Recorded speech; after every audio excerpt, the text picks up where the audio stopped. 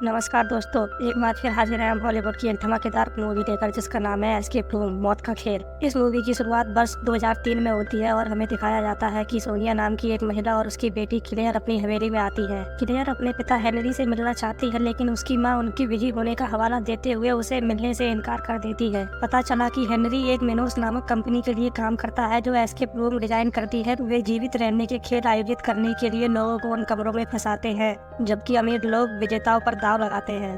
बाद में सोनिया अपने पति के रूम में जाती है और अपने आपस के रिश्ते को खत्म करने की इच्छा रखती है। इससे पता चलता है कि उनके बीच अच्छे रिश्ते नहीं हैं। हेनरी, जो पहले से ही अपने काम से परेशान है, उसे थोड़ी सांस लेने के लिए कहता है और वे 1 घंटे में बात करेंगे। इसके बाद हमें सोनिया को तैरते हुए दिखाया जाता है। थोड़ी देर बाद वो एक कमरे में चली जाती। वहाँ आराम करते समय दरवाजा अचानक बंद हो जाता है और हर कुछ सेकंड में तापमान बढ़ने लगता है, जिससे वह घबरा जाती है। कुछ समय बाद भाप से भरे दरवाजे पर कुछ पहेलियां दिखाई देती है, जिससे उसे एहसास होता है कि उसका पति उसके साथ मौत का खेल खेल रहा है। घबराहट से भरी हुई सोनिया कमरे से बाहर निकलने का रास्ता खोजने की कोशिश करती है। आखिरकार वह पहेली सुलझा लेती है और दहकते हुए अंगारों में अंदर छुपा हुआ एक चुंबक ढूंढती है। वह इसका उपयोग दरवाजे को बंद करने वाली मैग्नेटिक रॉड को खोलने के लिए करती है। सोनिया उनमें से 2 को गिराने में सफल हो जाती है, लेकिन आखिरी को आगे बढ़ाते समय उसके फेफड़े खराब हो जाते हैं, जिस कारण अंदर ही उसकी मौत हो जाती है। कहानी वर्तमान में आती है। हमें जॉय डेविस और बेन मिलर से मिलवाया जाता है, जो मिनोस कॉर्पोरेशन द्वारा चलने वाले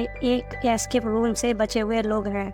अब वे इस कॉर्पोरेशन को बेनकाब करने के लिए न्यूयॉर्क जाने की योजना बना रहे हैं। दूसरी ओर हम क्लेयर को देखते हैं। वो अब बड़ी हो गई है और मिनोस के लिए काम करती है। हालांकि यह उसकी इच्छा के विरुद्ध लगता है, क्योंकि उसे एक शीशे के कमरे में बंद कर दिया गया है और उसे अपने पिता के लिए एस्केप रूम बनाने को मजबूर किया जाता है। ऐसा महसूस होता है कि हेनरी पहले बचे लोगों को मारने की योजना बना रहा है। क्लेयर अपने पिता के खिलाफ तर्क देते हुए कहती है कि वह जॉय को समझती है, क्योंकि वे दोनों जानते हैं कि अपनी मां को खोना कैसा होता है। हालांकि पिताजी अपने फैसले पर टिके हुए हैं। जैसे ही बेन और जॉय एक फ्लाइट पर चढ़ने की तैयारी करते हैं, जॉय को PTSD का अनुभव होता है। कुछ साल पहले उसकी मां की विमान दुर्घटना में मृत्यु हो गई थी। इससे वह इतनी परेशान हो जाती है कि आखिरी समय पर फ्लाइट में चढ़ने से इनकार कर देती। इसके बाद वे एक कार किराए पर लेते हैं और वहाँ से ड्राइव करने का विकल्प चुनते हैं। घंटों की ड्राइव के बाद दोनों रात बिताने के लिए एक होटल में रुकते हैं। आधी रात को बेन को एक बुरा सपना आता है, जिसमें उसे कमरा हिलता हुआ महसूस होता है और छत धीरे धीरे नीचे गिरने लगती है। जैसे ही स्थिति गंभीर हो जाती है, वह अचानक जाग जाता है। फिर दोनों अपनी यात्रा जारी रखते हैं और फिर वो एक गली के भीतर ऑफिस की खोज करते हुए पहुंचते हैं। हालांकि ऑफिस का कोई भी नामो निशान नहीं है। जॉय ने बेन से उस स्थान के चारों ओर देखने को कहा। इस दौरान एक चोर उनके पास आता है और जॉय का हार छीनकर भाग जाता है, जो उसकी मां की एक आखिरी निशानी है। वे सड़कों से मेट्रो तक चोर का पीछा करते हैं, लेकिन चोर उन्हें मेट्रो ट्रेन में अंदर फंसाकर भाग जाता है। सारी उम्मीदें खत्म हो जाने के बाद दोनों ने अगले स्टेशन पर उतरने और इमारत में लौटने की योजना बनाते हैं। कुछ ही समय बाद बेन और जॉय को ट्रेन के डिब्बे में कुछ अजीब महसूस हुआ, खासकर कुछ अजीब आवाजें, जिसके कारण वे कंडक्टर के रूम की जांच करते हैं और अंदर किसी को नहीं पाते हैं। जल्द ही उनका डिब्बा बाकी हिस्सों से अलग हो जाता है और उसे एक दूसरे स्टेशन पर पहुंचा दिया जाता है, जहां उसे रोकने के लिए कोई बटन नहीं होता है। जॉय और बेन के अलावा 4 अन्य यात्री और हैं, राचेल, ब्रायना, नाथन और थियो, जो एस्केप रूम के पूर्व बचे हुए लोग हैं। ट्रेन एक ब्रेकर पर रुकती है, जिससे वो सब गिर जाते हैं।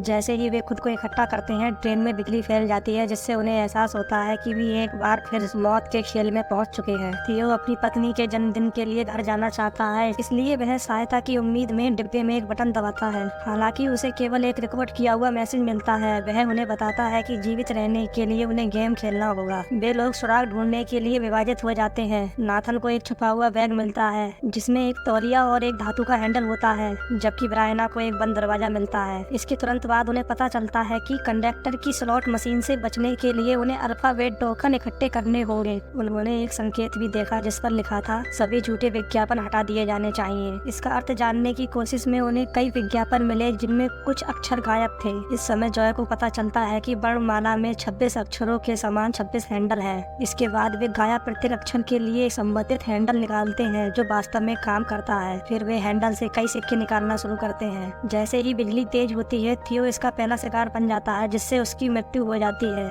उन्हें बाकी सुराग मिलने के बाद जॉय उनके द्वारा इकट्ठे किए गए पन्नों को देखती है। फिर वह समूह को आखिरी कुछ टोकन प्राप्त करने और उन्हें स्लॉट में डालने में मदद करती है। आखिरकार जाल का दरवाजा खुल जाता है। सौभाग्य से वे सभी तुरंत नीचे कूद गए क्योंकि ट्रेन का डिब्बा करंट की चपेट में आ गया। इसके बाद वे खुद को एक लिफ्ट में पाते हैं जो उन्हें आगे जमीन के अंदर ले जाती है। रेचल अगले कमरे का दरवाजा खोलने के लिए दौड़ती है, लेकिन अन्य लोग उन्हें शांति से काम करने का सुझाव देते हैं। फिर वे एक दूसरे को अपना परिचय देते हैं और अपने पिछली जिंदगी के बारे में बताते हैं। नाथन बताता है कि उसके भागने वाले कमरे के समूह में उसके जैसे ही सभी पुजारी शामिल थे। ब्रायना के समूह में सभी प्रभावशाली लोग थे और रेचल के समूह में ऐसे लोग शामिल थे जो शारीरिक दर्द महसूस नहीं कर सकते थे। एक पूरी बातचीत के बाद समूह एक कमरे में जाता है तो सामने आता है एक चेस बोर्ड। इधर उधर भटकते समय ब्रायना का पैर गलती से एक टाइल पर पड़ जाता है, जिससे लेजर सिस्टम चालू हो जाता है और वह उसी जगह पर फंस जाती है। राचेल और नाथन उसे निकलने में मदद करते हैं। फिर उन्हें कमरे के दूसरी ओर एक बंद होती हुई तिजोरी दिखाई देती है जो उनके बाहर निकलने का रास्ता मालूम पड़ती है।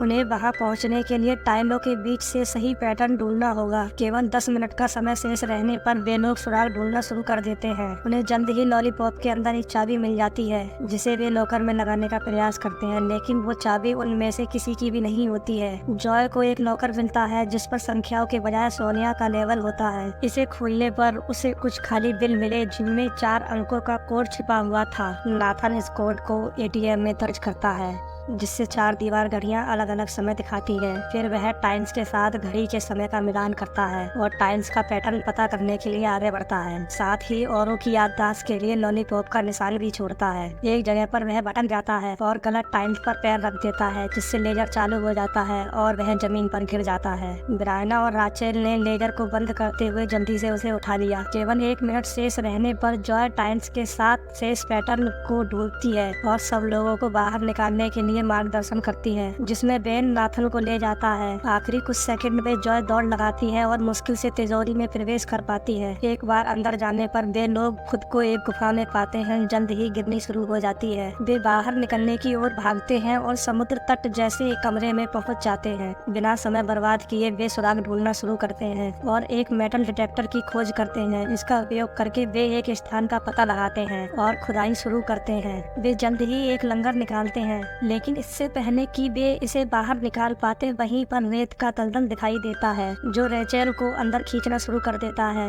यह देखकर नाथन उसे बचाने का फैसला करता है, इसलिए वह अपने चारों ओर एक रस्सी बांधता है और रेत में गोता लगाता है। वे लोग रेचेल को बाहर खींचने में सफल हो जाते हैं, लेकिन इससे पहले कि वे नाथन को बचा पाते रस्सी टूट जाती है और नाथन को बाद में रेत निकल जाती है। इस दुखद घटना के बाद शोक मनाने का कोई समय नहीं है, इसलिए वे लंगर पकड़ लेते हैं और इसे चाबी के रूप में उपयोग करते हैं। समुद्र तट की झोपड़ी के अंदर पहुंच जाते हैं। अंदर उन्हें एक बंद फ्रिज मिलता है जिसे वे निकलने का रास्ता मानते हैं। इसकी चाबी खोजते समय जॉय एक स्विच चालू करती है और दिन का समय रात में बदल जाता है और मीनार पर लगी लाइट को चालू कर देता है। फिर वह आय के सुराग को ढूंढने के लिए उसके टॉप पर जाती है, जबकि बेन एक पुतले के अंदर फ्रिज की चाबी को ढूंढता है। वह जल्दी से इसे महिला को दे देता है जो फिर फ्रिज का दरवाजा खोलती है और बाहर निकलने का रास्ता ढूंढती है। इसी बीच जॉय कमरे की साज सज्जा में से एक को खोलकर बाहर निकलने का एक वैकल्पिक रास्ता ढूंढती है। उसका मानना है कि इससे वे पूरे खेल से बच जाएंगे। जैसे ही समुद्र तट डूबने लगता है वे सब इस बहस में पड़ जाते हैं कि कौन सा रास्ता अपनाया जाए। अंत में रेचेल और बेन मीनार की ओर जाते हैं, जबकि ब्रायना प्रमुख रास्ता लेती है। रेचेल शीर्ष पर चढ़ जाती है,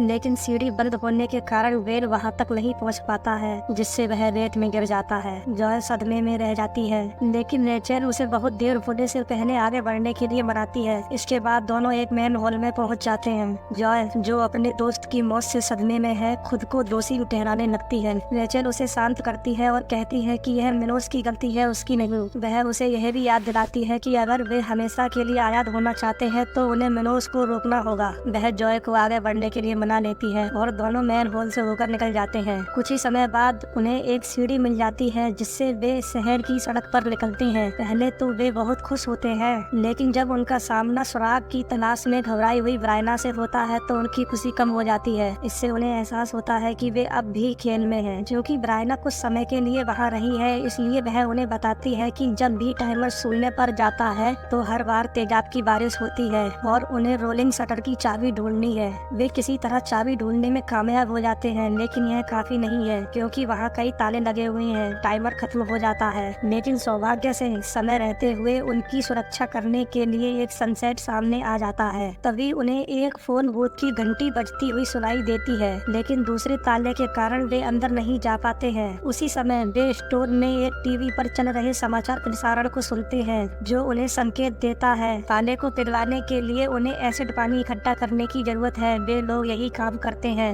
और फोन बूथ को अनलॉक करने में सफल होते हैं, लेकिन वो कुछ भी नहीं सुन पाती है। जॉय अगली पहेली के टुकड़े की तलाश में बूथ से बाहर निकलती है, लेकिन टाइमर उसके लिए खत्म हो जाता है। शुक्र है रेचल उस पर छाता फेंक देती है, जबकि वे दोनों फोन बूथ में छिप जाते हैं। तेजाब की बारिश के बीच जॉय की नजर एक विज्ञापन पर पड़ती है जिसमें 3 रिंगों का जिक्र होता है, इसलिए वह उन्हें तीसरी रिंग पर फोन का जवाब देने का निर्देश देती है। वह उसकी सलाह का पालन करते हैं और टैक्सी का दरवाजा खुल जाता है, जिससे जॉय को एसिड से छुटकारा मिलता है। जैसे ही बारिश रुकती है, ब्रायना और रेचल भी कैब के ओर भागते हैं, लेकिन उसका दरवाजा बंद हो जाता है। उनकी किस्मत के लिए सबसे बुरी बात यह है कि फोन बूथ भी बंद हो जाता है, जिससे उन्हें कोई छुपने की जगह नहीं मिलती है।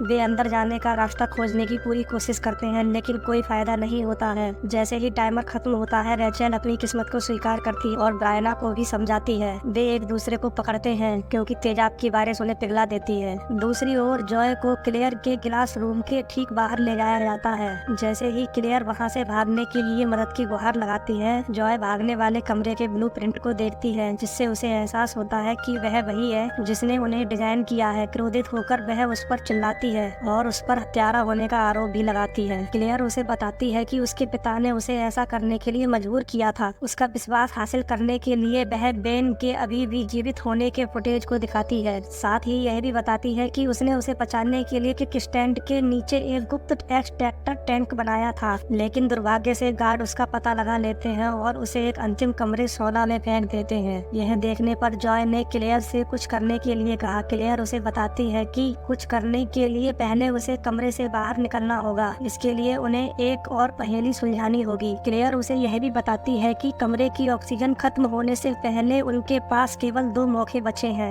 यह सब जानने के बाद जॉय पहेली को डिकोड करने में उसकी मदद करती है और आखिरकार दरवाजा खोल देती है, लेकिन इससे पहले कि वे भाग सके, हेनरी आता है और उन्हें बंदूक की नोक पर पकड़ लेता है। स्थिति तनावपूर्ण है और ऐसा लग रहा है कि लड़कियों की हत्या हो जाएगी, लेकिन तभी क्लेयर के साथी ने हेनरी के कंधे पर गोली मार दी, जिससे वह उसे कांच के कमरे के अंदर बंद कर देती है। फिर दोनों लड़कियां सना रूम में जाने और बेन को जलने से बचाने के लिए नियंत्रण रूम में जाती हैं। ऐसा करने के बाद क्लेयर ने जॉय को उसके पिता की कार सौंप दी, जिससे पता चला कि मिनोस के ऑफिस के लिए उसके निर्देश सही थे। जॉय के सुरक्षित दूरी पर पहुंचने पर वह पुलिस को बुलाने के अपने फैसले को भी बताती है। जब जॉय ऑफिस पहुंचती है, तब तक पुलिस और पैरामेडिक्स पहले से ही वहां मौजूद होते हैं। वह बेन की तलाश करती है और देखती है कि उसे एम्बुलेंस में ले जाया जा रहा है। वह उससे कहती है कि खेल आखिरकार खत्म हो गया और सब कुछ ठीक हो जाएगा। इसी बीच क्लेयर अपने पिता से बात करने के लिए वापस जाती है। उनकी बातचीत से हमें पता चलता है कि क्लेयर ने ही सना रूम बनवाया था और अपने पिता को प्रभावित करने के लिए उसने अपनी माँ की हत्या कर दी थी।